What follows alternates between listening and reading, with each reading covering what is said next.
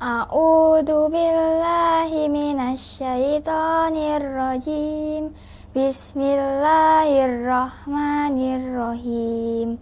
Ya ayyuhalladzina amanu idza nudiya lis-sholati min yaumil jumu'ah fas'au ila dzikrillahi wa dzarul bai'. Dzalikum khairul lakum in kuntum ta'lamun. Fa idza qudiyatis sholatu fantashiru fil ardi wabtaghu min fadlillah wazkurullaha katsiran la'allakum tuflihun. Wa idza ra'au tijaratan aw lahwan fattu ilaiha wa tarakuka qa'ima. Qul ma indallahi khairun minal lahwi wa minat tijarah wallahu khairur raziqin. Shadaqallahul azim.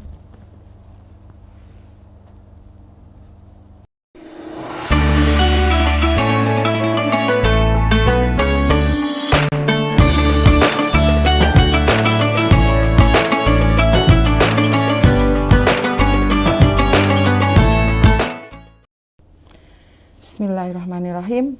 Assalamualaikum warahmatullahi wabarakatuh. Alhamdulillahirabbil alamin.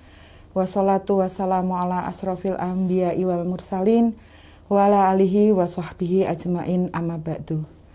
Asyhadu an la ilaha illallah wa asyhadu anna Muhammadan abduhu wa rasuluh. Bapak, Ibu, dan anak-anakku yang dirahmati oleh Allah Subhanahu wa taala. Alhamdulillah pada kesempatan sore hari ini kita bisa bertemu lagi pada kegiatan iftar menjelang berbuka puasa. Salawat serta salam kita sampaikan kepada junjungan kita Nabi Muhammad Sallallahu Alaihi Wasallam. Semoga kita menjadi hamba-hambanya yang akan mendapatkan syafaat di hari akhir nanti. Bapak, Ibu, dan anak-anakku yang dirahmati oleh Allah Subhanahu wa taala, tak terasa hari ini kita sudah memasuki hari ke-28 Ramadan di tahun 1443 Hijriah ini. Semoga puasa kita, amal-amal kita yang kita sudah laksanakan di bulan puasa dapat diterima oleh Allah Subhanahu wa taala dan tetap istiqomah setelah bulan Ramadan nanti. Jadi jangan hanya dilaksanakan di bulan Ramadan saja. Ngaji kita yang sudah setiap hari kita lakukan, kita bisa menyelesaikan dalam satu bulan ini Al-Quran 30 juz. Mari kita tingkatkan di bulan-bulan selanjutnya. Nah, Bapak, Ibu, dan anak-anakku semua yang dirahmati oleh Allah, pada kesempatan sore hari ini Bu Ria akan sedikit memberikan penjelasan tentang zakatul fitri. Suatu kewajiban yang harus kita laksanakan di bulan Ramadan ini sampai kita menjelang nanti sholat Idul Fitri. Nah, apa sih yang dimaksud dengan zakatul fitri? Zakatul fitri adalah zakat yang berupa makanan pokok. Kalau di Indonesia biasanya berupa beras ya. Jadi zakat yang berupa makanan pokok yang harus kita keluarkan mulai dari awal Ramadan sampai akhir Ramadan menjelang hari raya Idul Fitri, menjelang sholat Idul Fitri didirikan. Ya. Nah, kemudian siapa saja yang harus mengeluarkan zakatul fitri itu? Zakatul fitri itu dikeluarkan oleh semua orang muslimin dan muslimat. Mulai yang dari tua sampai anak-anak yang kecil, bahkan bayi yang baru saja lahir, yang itu sebelum menjelang didirikannya sholat Idul Fitri, itu punya kewajiban untuk membayar zakat fitrah. Berapa besarannya zakat fitrah itu? Zakat fitrah biasanya untuk di Indonesia ukurannya kilogram, yaitu 2,5 kilogram. Jadi kita tinggal mengalihkan aja Kalau satu rumah ada 5 orang, ya berarti 2,5 kilogram dikalikan 5. Nah, kalau bisa kita keluarkan, kalau kita tahu siapa-siapa saja yang berhak, kita boleh mengeluarkan sendiri. Tapi kalau memang tidak, kita bisa meminta tolong panitia-panitia yang ada di masjid sekitar kita. Atau kalau kita sebagai warga Muhammadiyah, kita bisa minta tolong pada Lazismu atau badan-badan zakat lainnya. Nah, di sini Buria akan menjelaskan siapa saja sih yang berhak menerima zakatul fitri itu. Zakatul fitri diberikan kepada 8 golongan. Siapa saja yang berhak? Yang pertama adalah fakir. Apa itu fakir? Fakir adalah orang yang tidak memiliki harta dan juga tidak memiliki pekerjaan, tetapi memiliki tanggungan. Maksudnya tanggungan seperti ini. Jadi dalam satu keluarga ada bapak, ada ibu, dan ada anak.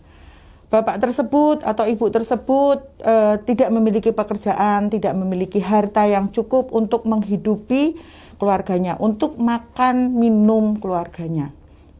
Nah, orang yang seperti ini bisa kita sebut sebagai fakir. Kemudian yang kedua adalah miskin.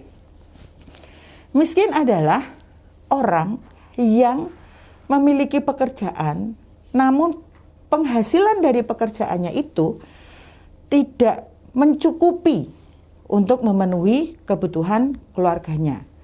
Jadi mungkin yang tadi Ibu Ria contohkan, dari 3 tanggungan ayah ya, dari ayah, ibu, dan anaknya, dia mungkin hanya cukup memberi makan hanya untuk anaknya, sedangkan dia sendiri dan istrinya tidak cukup. Jadi mungkin 1 piring yang seharusnya buat makan 1 orang, dimakan bertiga. Kemudian bajunya hanya punya 2, 1 dipakai, 1 dicuci, atau bahkan 1 terus kemudian dia pakai sarung gitu dicuci. Jadi hidupnya itu amat sangat kekurangan ya. Tapi dia punya pekerjaan, tapi pekerjaannya itu hasilnya belum cukup untuk menghidupi keluarganya. Kemudian yang ketiga adalah amil. Apa sih amil itu? Amil adalah orang yang pekerjaannya mengurusi zakat. Artinya bukan hanya ketika Ramadan ini saja dia mengurusi zakat, tapi memang pekerjaannya ya, yang Buria maksud ya, pekerjaannya itu memang bertugas mengumpulkan zakat. Dia mendata siapa saja yang memang berhak, mengamati keseharian dari orang-orang yang menerima zakat, yang berhak menerima zakat itu. Nah, dia yang disebut sebagai amil. Jadi bukan panitia dadakan yang hanya bekerja di masjid ya umpamanya, terus dia datang, ada yang ngasih zakat fitri ke masjid, kemudian dia mengumpulkan, itu tidak termasuk dalam amil, atau itu disebutnya adalah panitia zakat ya. Kemudian yang ketiga adalah Ibnu Sabil. Ibnu Sabil, yang keempat adalah Ibnu Sabil. Ibnu Sabil adalah orang yang sedang dalam perjalanan. Maksudnya perjalanan di sini umpamanya ada seorang anak yang sudah lama merantau, kemudian dia pingin tahun ini dia berkunjung ke orang tuanya. Di tengah perjalanan dia kehabisan biaya.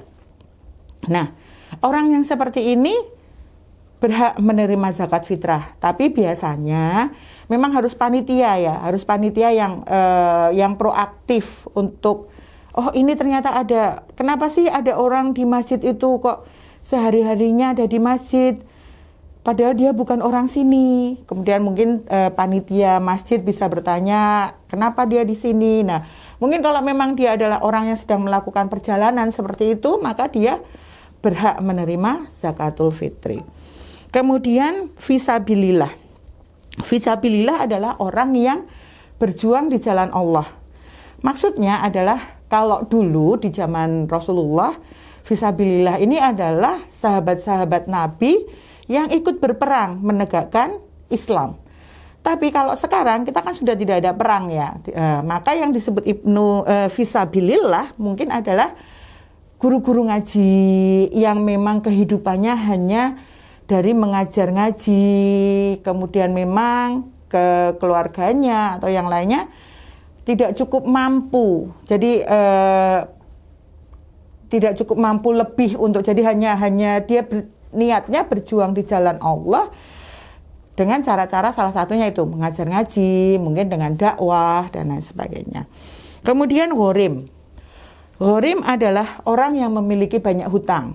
Ingat, zaman sekarang orang itu banyak yang berhutang. Tapi untuk kemewahan, artinya untuk membeli rumah, membeli mobil. Nah, orang yang seperti itu bukan termasuk ghorim. Yang termasuk ghorim adalah orang yang berhutang, memang hutangnya itu untuk memenuhi kebutuhan hidupnya. Jadi panitia harus benar-benar melihat apakah dia hutangnya untuk kemewahannya dia atau kesenangannya dia, atau kalau zaman sekarang katanya untuk investasi ya. Nah itu tidak, tapi memang hutangnya itu untuk memenuhi kebutuhan dirinya dan keluarganya. Kemudian yang ketujuh adalah mu'alaf. Mu'alaf adalah orang yang baru saja masuk Islam. Yang dimaksud di sini orang yang baru saja masuk Islam tidak hanya orang miskin yang masuk Islam, tetapi memang orang yang mampu pun sebenarnya berhak menerima zakatul fitri. Cuman terkadang orang yang mampu itu dia tidak mau atau malu ya, istilahnya malu untuk menerima zakatul fitri. Nah, sebenarnya niatan apa sih kenapa zakatul fitri kita berikan pada mu'alaf? Jadi kita mengajarkan kepada mu'alaf karena dia baru saja masuk Islam bahwa Islam itu indah, Islam itu berbagi, Islam itu peduli, gitu. Sehingga dia akan lebih tertarik untuk lebih mendalami tentang Islam, sehingga nanti keimanannya itu benar-benar tambah tertanam. Dan yang terakhir adalah budak. Kalau di zaman Rasulullah, di zaman Nabi-Nabi dulu, itu memang ada yang namanya budak dan hamba sahaya yang memang dia dibeli oleh orang kaya, juragan kayak gitu ya, terus kemudian dijadikan pekerja dan lain sebagainya. Tapi di zaman sekarang, budak atau hamba sahaya itu sudah tidak ada lagi. Tapi mungkin bisa diberikan kepada orang-orang yang mendapat perlakuan tidak baik sampai dia akhirnya menderita. Umpamanya gini, ada seorang TKW, berarti kan dia butuh pekerjaan ya, akhirnya dia bekerja di luar negeri. Di luar negeri dia bukannya mendapat hak-haknya setelah dia melakukan pekerjaannya, tapi malah dia mendapat siksaan. Kita sering ya di televisi kita lihat seperti itu. Nah, orang-orang yang seperti ini itu juga berhak menerima zakatul fitri. Bapak, Ibu, dan anak-anakku semua yang dirahmati Allah, itu tadi yang sedikit bisa Buria berikan.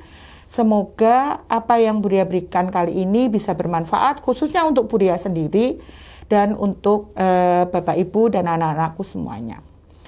Jika ada salahnya, itu dari Buria minta maaf. Jika ada betulnya, itu semua datangnya dari Allah Subhanahu wa Ta'ala. Kurang lebihnya Buria mohon maaf. Wabillahi taufiq wal hidayah. Assalamualaikum warahmatullahi wabarakatuh.